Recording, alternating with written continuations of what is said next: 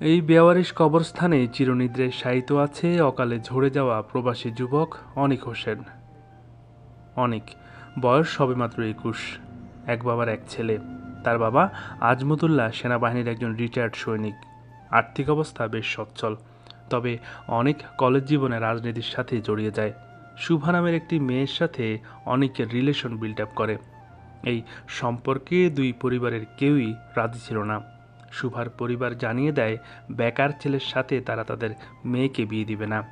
এই দ্বন্দ্ব থানা পর্যন্ত গড়ায়। বিচার সালিশ কত কি।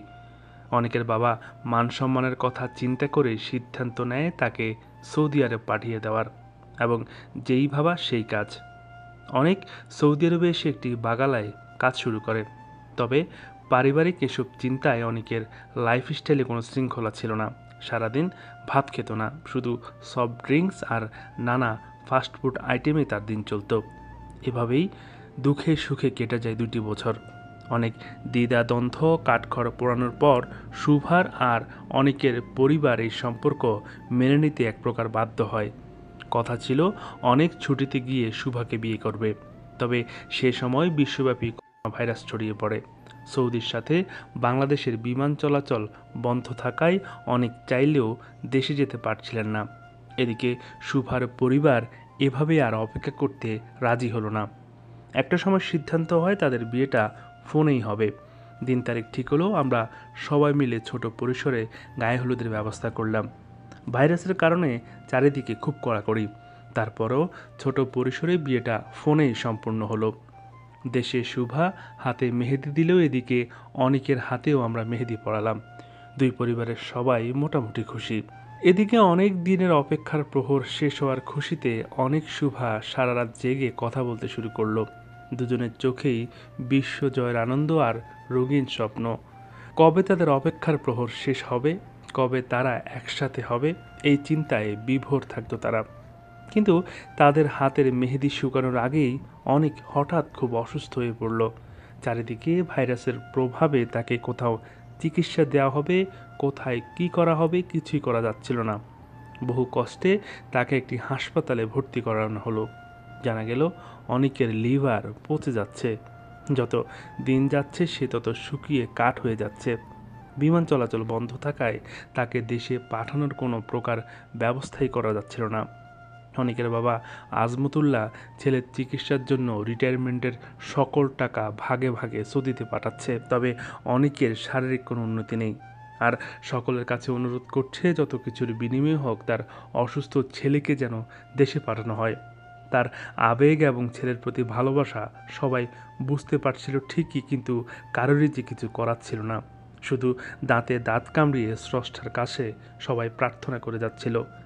তারা দেশ থেকে ফোন করে কান্নাকাটি করত, আর এখান থেকে আমরা।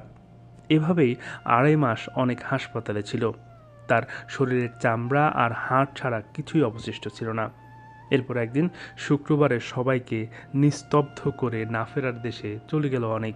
আহ, কি নিদারুণ ব্যথা, ভাবলেই শরীরটা শিউরে ওঠে। সব কিছুই ঠিকঠাক হয়ে গেল, শুধু অনেকটা চলে গেল। অনেকের এই অকাল চলে যাওয়ায় তার নববধূর জন্য কী পরিমাণ পীড়াদায়ক ছিল তা একমাত্র শুভাই বলতে পারবে। কারণ স্বামীকে স্পর্শ করা ছাড়াই সে বিধবা হয়ে গেল। যে সম্পর্কের জন্য তারা এত কিছু করলো সেই সম্পর্কটা পূর্ণতা পেয়েও নিয়তির জাতাকলে শূন্যই রয়ে গেল। শুভাকে সান্ত্বনা দেওয়ার ভাষা কি আদৌ কারো জানা আছে? বিমান চলাচল বন্ধ থাকায় শুভা তার স্বামীকে শেষবারের মতো দেখতেও পেল না। সব কিছুই যেন শুরু হওয়ার আগেই শেষ। শুভার সাথে আমার শেষ 2022 সালে কথা হয়। বারবার কান্না জড়িত কণ্ঠে আমাকে বলে, ভাইয়া শেষ সময় অনেক আমার ব্যাপারে কি কি বলেছিল। আমি মিথ্যে বলে তাকে অনেক গল্প বলি। অনেক তোমাকে নিয়ে এটা বলতো, অনেক তোমাকে নিয়ে সারাদিন ভাবতো, অনেক বলেছে এই দুনিয়াতে না পেয়েছি তাতে কি, পরকালে শুভাকে নিয়ে সুখের সংসার করব। আমি এই কথাগুলো বানিয়ে বানিয়ে শুভাকে বলতাম। তাকে কিছুটা মানসিক স্বস্তি দিতে চেয়েছি মাত্র। কিন্তু শুভা যখন বলে, ভাই আমার জীবনের শেষ ইচ্ছে অনেকের কবরটা আমি নিজ চোখে একটিবারের জন্য দেখব, তখন আমি শক্ত মনের মানুষ হয়েও নিজেকে কন্ট্রোল করতে পারিনি। আমার দু চোখ ভরে গেছে জলে, গলাটা বন্ধ হয়ে যাওয়ার উপক্রম। তবে তাকে কিছুই বুঝতে দেইনি। বলেছি, ভাইয়া, দুনিয়াতে সবাই সব সুখ পায় না, হয়তো আল্লাহ তোর জন্য আরও ভালো কিছু রেখেছে। মাঝে মাঝে ভিডিও কলে অনেকের কবরটা সুভাকে দেখাতাম। সে অপলক তাকিয়ে থাকতো আর শিশুর মতো কাঁদত। অনেকদিন হয়ে গেল সুভার সাথে আমার যোগাযোগ হয় না। জানি না তার লাইফটা সে আদৌ সাজাতে পেরেছে কিনা।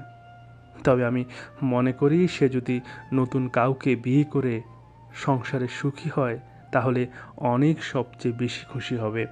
কারণ অনেকের প্রিয় মানুষটা সুখে থাকলে ওপার থেকে সেও খুশি থাকবে।